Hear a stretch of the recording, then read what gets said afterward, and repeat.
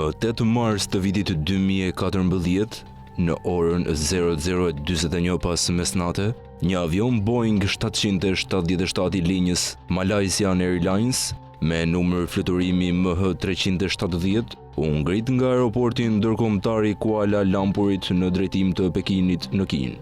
Brenda avionit ndodheshin 239 persona, 227 pasagjerë dhe 12 anëtar të ekuipazhit.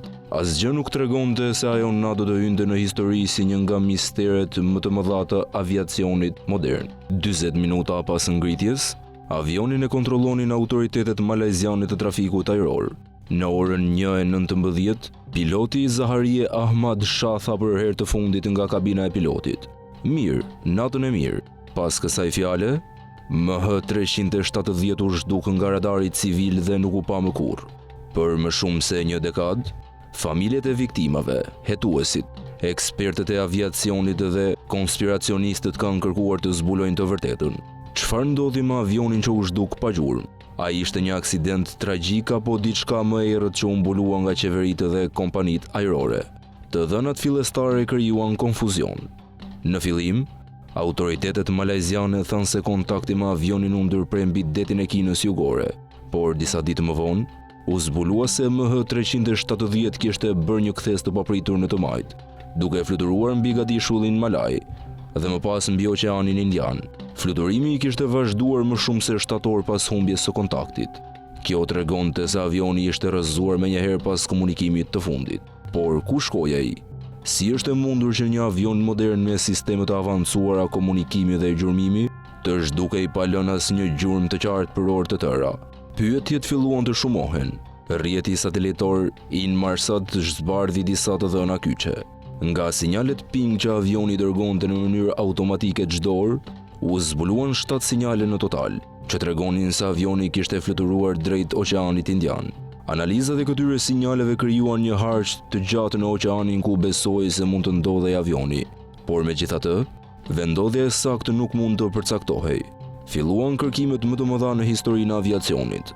Mbi 4.5 milion kilometra katror oqean u kontrolluan nga qindra anije dhe avion të ndryshëm, me ndihmën e qeverive të Malajzisë, Australisë, Kinës dhe vendeve të tjera. Edhe për 3 vjet nuk u gjet asgjë, as mbetje, as trupa, as kutia e zezë. Si mund të zhdukej një avion kaq i madh pa lënë asnjë gjurmë? Pastaj filluan të dalin copëza shpese, por edhe më shumë mister. Në vitin 2015, një fragment i krahut të avionit u gjet në bregullin e ishullit Reunion në oqeanin indian. Analizat konfirmuan se ishte pjesë e MH370. Më pas, u gjetën edhe disa pjesë të tjera në bregdetin e Afrikës Lindore, por vendodhja e këtyre mbetjeve ishte shumë larg nga korridori i supozuar i fluturimit, duke krijuar edhe më shumë pyetje se sa përgjigje. Çfarë shkaktoi devijimin e avionit? A pati ndonjë dështim teknik, apo dikush mori kontrollin e avionit me qëllim? Një nga hipotezat më të diskutuara është ajo e përfshirjes së pilotit, Zaharie Ahmad Shah. Ai ishte një pilot me përvojë, i dashur nga kolegët, por pas së zhdukjes, mediat raportuan se ai mund të kishte pasur motive personale. Në kompjuterin e tij personal u zbuluan simulime fluturimesh që mund të përkonin në mënyrë të frikshme me kursin që mori MH370 pas devijimit. Disa besojnë se ai planifikoi të zhdukej në mënyrë të fshehtë, ndoshta për të bërë vetvrasje duke marrë me vete 238 jetë të tjera. Por familjarët dhe kolegët e mohojnë kategorikisht këtë ide. Nuk mund të kishte provë të qartë për probleme mendore, stres të thellë, apo sjellje të çuditshme. Gjithçka është mbështetur në indicie dhe supozime. Një tjetër teori është se avioni u kapu nga haker që morën kontrollin e sistemit të navigimit dhe e çuan atë drejt jugut, për qëllim të errët që nuk u arrit kurrë. Disa shkojnë më tej duke thënë se avioni u kap nga ndonjë fuqi e huaj ose u rrëzua qëllimisht nga ndonjë shtet për arsye që nuk do të zbulohen kurrë. Një nga spekulimet më të çuditshme ishte se avioni u dërgua në një bazë ushtarake në ishullin Diego Garcia, një bazë sekrete britaniko-amerikane në oqeanin indian. Kjo teori, megjithse shumë e përhapur në internet, nuk ka asnjë provë konkrete, por përkrahasit e asaj argumentojnë se qeveritë e përfshira mund të fshehin diçka që nuk duan të dalë në dritë. Familjarët e viktimave janë viktimat e dy fishte të kësaj tragjedie, jo vetëm që humbën njerëzit e dashur, por edhe u përballen me një proces hetimor të mbushur me kontradita. vonesa dhe mungesë transparence. Në vitin 2018, raporti përfundimtar i autoriteteve malajziane nuk dha asnjë përgjigje të qartë. Raporti tha se nuk kishte prova që piloti e kishte shkaktuar qëllimisht devijimin, por as nuk e përjashtoi këtë mundësi. Nuk pati asnjë përfundim përfundimtar. Përgjigja për pyetjen çfarë ndodhi me MH370 mbeti pezull. Por atëherë lind pyetja më e rëndësishme. A ishte kjo vërtet një ngjarje aksidentale? Apo ishte një akt i qëllimshëm i mbuluar nga zyrtar për të shmangur përgjegjësinë? Pse nuk pati asnjë sinjal emergjence nga kabina? Përse u fikën sistemet e komunikimit në mënyrë graduale dhe jo menjëherë?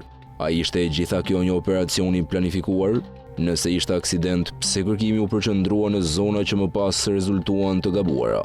A mund të ndodhte që avioni të kishte devijuar me vedije, me pilotin ose ndonjë të tretë në kontroll? Edhe më pas të ishte zhdukur në një nga pjesët më të thella dhe më të parritshme të oqeanit. Në vitin 2023, një ekspert i pavarur i quajtur Richard Godfrey përdori një teknologji të re të quajtur OSPR, një rrjet sinjalesh radio që mund të gjurmojnë avionët përmes interferencave të radios, dhe tha se kishte arritur të rindërtonte kursin e fluturimit të MH370. Ai propozoi një zonë të re kërkimi shumë të ngushtë dhe specifike. Megjithatë, asnjë shtet nuk e ndërmori një mision të ri kërkimi, duke lënë edhe një herë misteri në heshtje.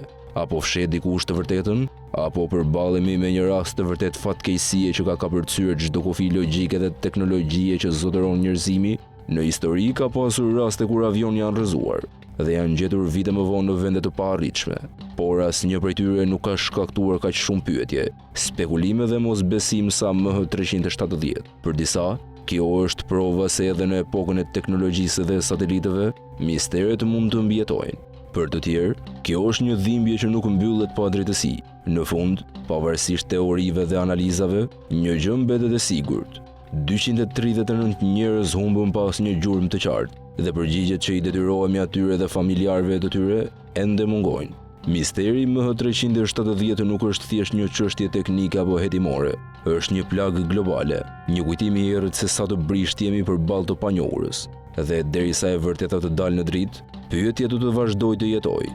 A ishte zhdukja MH370 një aksident, apo ishte një krim që mbulohet ende nga heshtja?